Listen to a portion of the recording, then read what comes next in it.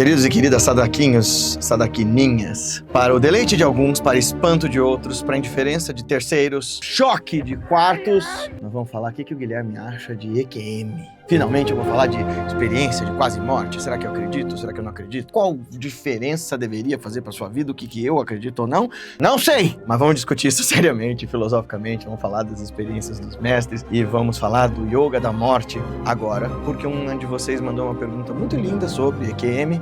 Vou até contar histórias da minha vida sobre EQM depois da vinheta.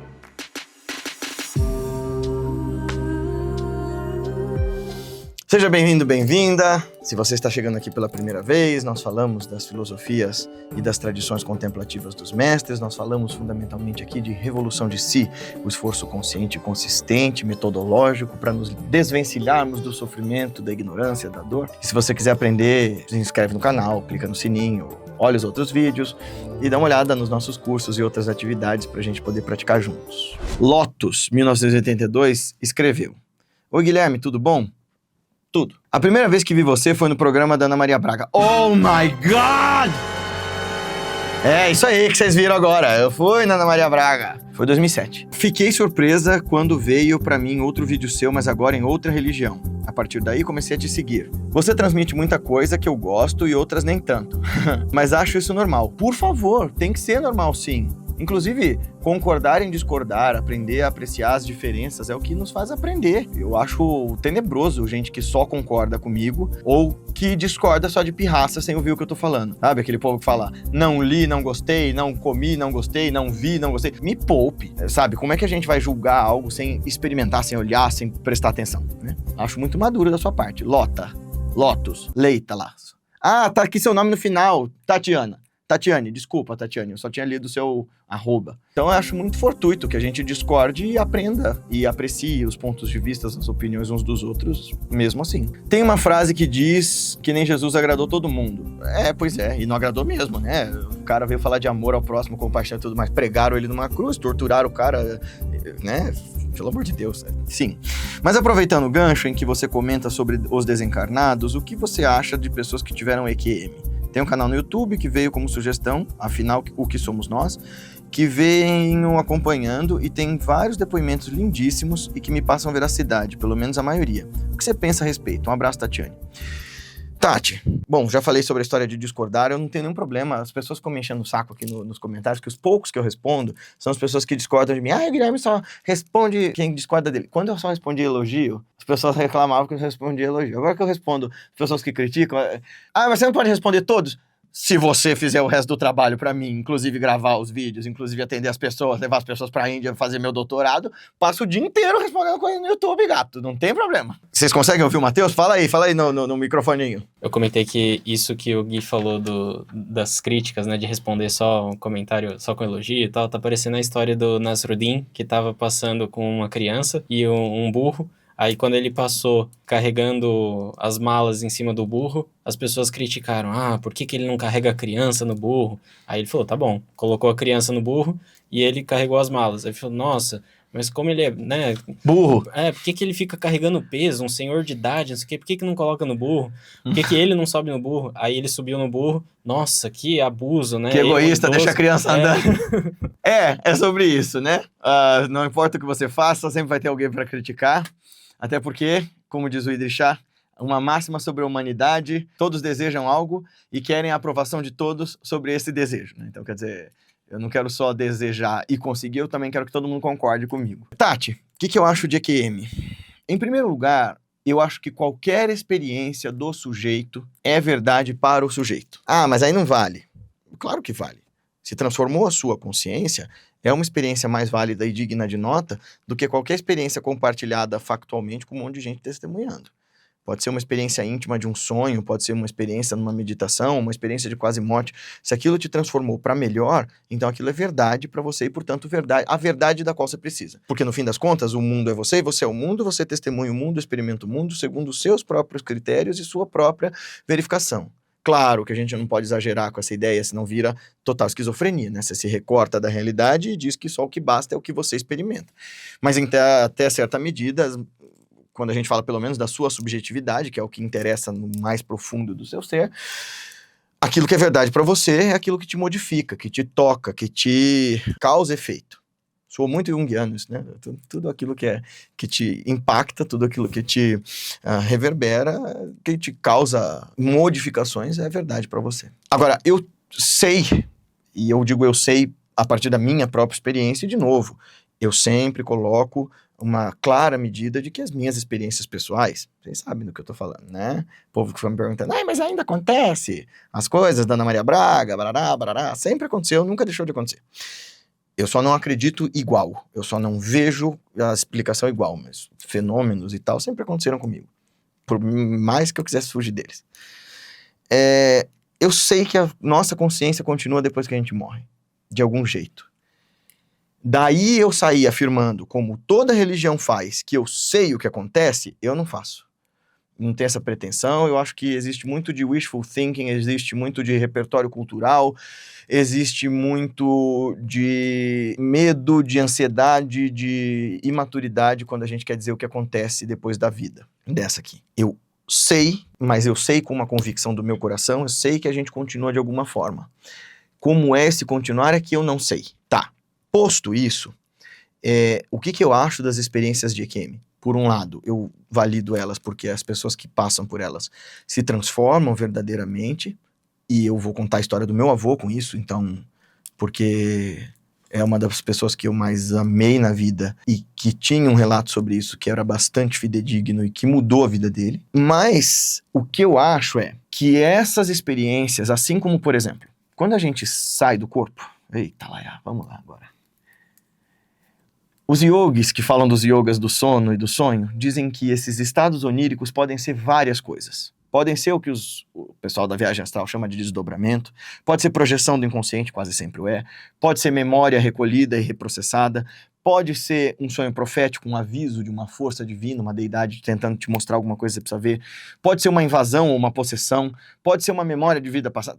Isso é o que os yogis dizem, pode ser tudo isso. E o que eu aprendi com uma mestra sobre isso, uma grande mestra sobre isso, e ela falava de 3 categorias só, ela disse que o sonho pode ser projeção do inconsciente, um sonho profético ou uma saída do corpo. Ela falava isso. Você tá dizendo que você não acredita nessa mestra? Eu tô dizendo que eu sempre coloco tudo em dúvida, eu ponho tudo em suspensão, ponho tudo sob júdice. Mas, o que eu aprendi com os mestres é, quando a gente volta, principalmente se você não tem um profundo treinamento de atenção e concentração, quando você volta desses estados oníricos, em que a concretude da experiência é muito suave, é muito diferente, você embaralha todas as informações. Então você mistura sonho com desdobramento, com profecia, com invasão, com tudo. E aí a tradução dessas coisas fica esquisita, né? Então por isso que, sei lá, você sonha que Jesus está falando alguma coisa com você e de repente passa alguém com um bolo de aniversário, joga na cara de Jesus e tal. Mas tem uma mensagem tão bonita no sonho. Por que Jesus de repente apareceu de sunga? Porque você está embaralhando tudo, porque você não tem controle da memória posteriori do que você sonhou versus o que você experimentou. E eu acho que o Jung tem razão quando ele diz que a nossa alma, o nosso ser mais profundo, o nosso self, aliás, self e alma são coisas diferentes no Jung, mas enfim, que o nosso self, que o nosso si mesmo, que no yoga seria o Atman, se comunica conosco através do inconsciente. E que essa comunicação se dá por símbolos. Então eu não acredito necessariamente que todo mundo que sonhou com Jesus viu Jesus de Nazaré, mas pode ter visto uma forma do divino, uma forma do próprio self, uma forma do próprio Atman, que se corporifica como Jesus, porque é um jeito fácil de acessar o lado consciente desse ego. Eu acho sim que a nossa existência continue depois que a gente morre, eu sei disso de uma certa forma. Quer dizer, quando eu digo eu sei no meu íntimo, eu percebo isso com o meu coração. Posso estar errado. Mas até lá eu sinto que sei, sabe? Agora, eu acredito literalmente na explicação da experiência de quase morte de todo mundo? Não, porque eu justamente sei, com o treinamento espiritual que esses yogis fazem para sair do corpo, para entender o mundo onírico e tal, que a gente embaralha as informações, que até a gente ter capacidade de fazer o sono yógico, ter sonho lúcido, sair do corpo, etc e tal, quando você volta a consciência normal, você já mistura um monte de informações. A mesma coisa, então, acontece quando você está num estado tão delicado do corpo, em que o cérebro está tão bagunçado, como nessas experiências de EQM. O meu avô, o que acontece? Meu avô tinha se tornado espírita essa é uma história dos anos 80, tá? Meu avô era metalúrgico, e como era muito normal da geração dele, ele se tornou um cardiopata devido à alimentação e tal. Em algum momento, descobriram que ele precisava operar do coração, porque ele infartou. Ele estava indo pra feira, infartou, e ele precisava operar, foi pro Beneficência Portuguesa e tal. Minha mãe e minhas tias eram pequenas na época. Ele tinha acabado de começar, minha tia mais nova era um bebê, e era um bebê, não uma criança. Eles tinham começado há alguns anos lá no Perseverança, porque eu sei que minha tia Vivian minha avó estava grávida da minha tia quando eles viraram espíritas. Então eles já estavam lá há um tempo e tal, e nessa época a dirigente era muito mais acessível, e ela tinha ido visitar um parente, e ela soube que meu avô estava lá, ela era muito amiga dos meus avós, e ela foi no quarto do meu avô. Meu avô conta que ela fez uma super oração, deu uma rosa pra ele, falou, vai com Deus, meu filho, que todas as enfermeiras ficaram de boca aberta, que ele ficou arrepiado, e ele ficou muito emocionado. A situação do meu avô era muito delicada. Os anos 80 não são como hoje, uma ponte safena era uma cirurgia muito, muito complicada, se abria a pessoa de fora a fora, tanto que ele teve a cicatriz pro resto da vida e tal. E no meio dessa cirurgia, meu avô teve uma parada e ele morreu, assim, para termos médicos, ele morreu, precisou ser ressuscitado. Nesse período, ele conta a seguinte experiência, que ele acordou num lugar e que ele sabia que aquele lugar não era o hospital, porque era um lugar, no meio da cirurgia, ele fala que ele teve 2 momentos, que ele primeiro viu no momento em que ele acordou num lugar vazio e com uma luz muito forte no fundo, e que estava Dr. Bezerra de Menezes, esse cara aqui, que era muito importante para minha família nessa época, porque ele é o mentor espiritual lá do Perseverança e tal. E aí meu avô disse que viu o Dr. Bezerra e viu uma corrente de pessoas, assim, todo mundo de mão dada, de roupa branca. Em seguida, ele acordou num outro lugar que ele falou, era como se fosse um monte de bercinhos. E tinha uma luzinha em cima de todos eles. Inclusive, quando eu assisti aquele filme horrível do Nosso Lar, essa hora das macas, eu falei assim, olha, parece com o que o vovô falou. Só isso. Ai, será que seu avô foi para o Nosso Lar? Não, não começa. Não enlouquece. Deixa eu terminar minha história antes de você achar qualquer coisa. Então, ele dizia que tinha essas luzinhas, e essa luz derramava uma coisa sobre ele, que ele se sentia bem. E ele ouvia um médico e uma enfermeira de branco, claro, todo mundo usava branco, mas eles não eram as pessoas que estavam no hospital conversando sobre o caso dele, falando, ele quase foi embora, mas agora já dá pra mandar ele de volta, ou algo assim. Então ele conta isso, que ele, com toda a consciência do mundo, ele conta, e aí depois ele sabe que ele não estava no hospital, porque na hora que foram tirar o dreno, ele voltou pra consciência de si, que ele falou, foi uma das piores dores que eu senti na minha vida, porque tinha um dreno enfiado nele, e ele falou, foi como tomar uma espadada, sabe? E eu voltei e eu vi o médico, eu vi a sala do Beneficência Portuguesa, eu sabia que aquele lugar era o lugar que eu tinha saído para operar, e que aquele lugar que eu tinha estado antes, e que um outro médico e uma outra enfermeira falaram, ele quase foi embora, mas agora tá na hora de mandar ele de volta, não eram os médicos que estavam me atendendo. Sabe lá o que foi isso? Será que foi o Dr. Bezerra? Você tá desacreditando no seu próprio avô? Não tô! Para de ser doido! Eu tô falando que eu não acredito na literalidade da experiência. Ou seja, sei lá, eu não acho que foi uma colônia espiritual, mas eu acho que meu avô, ou o que quer que seja que continue fora do corpo, foi para um outro lugar e foi assistido por alguma consciência e foi mandado de volta a ponto de ter mudado o comportamento do meu avô. Dentre outras coisas, ele foi operado do coração porque ele bebia que nem um maluco, e mesmo já no espiritismo, e meu avô era uma pessoa muito maravilhosa, mas como muita gente da geração dele, sobretudo os operários da geração dele, para aguentar o tranco de viver nesse país maluco, ele bebia muito. E a partir dali ele entendeu, olha, não posso mais beber, senão eu vou morrer. E ele mudou de comportamento.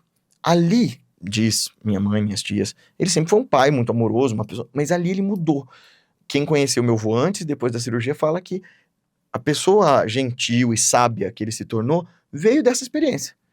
Então, quer dizer, eu acredito na completa veracidade de todos os relatos da EQM, indiferente, porque quem sou eu para duvidar da experiência de alguém? Se mudou a pessoa para melhor, maravilha. Que isso para mim dê confirmação de como é o mundo espiritual, se há um mundo espiritual, para mim não. Porque, de novo, a pessoa pode voltar a embaralhar todas essas memórias e colocar os seus próprios temperos e conteúdos, e também porque a gente cria memória falsa. Isso está provado pela ciência que a gente produz memória falsa o tempo todo, inclusive para preencher lacunas de informações, de conteúdos que a gente não acessa mais. Mas que a nossa consciência continue depois da morte, de algum jeito, eu acho que sim. Até porque imagina que tristeza seria se toda essa pujante experiência humana, singular, em cada uma de nós e ao mesmo tempo compartilhada com toda a história que veio antes e que está durante a gente e vai vir depois de nós. Imagina se isso tudo só se apagasse e não servisse para nada. Eu acho que a minha experiência com a vida e com a natureza são contrárias ao niilismo. apesar de todas as contradições humanas, eu acho que haja um sentido grandioso na existência, uma beleza na existência. Que essa vida seja mantida unida por uma força benéfica e divina. Não exatamente como um religioso acredita, mas eu acredito que a gente continue sim, senão não faria yoga.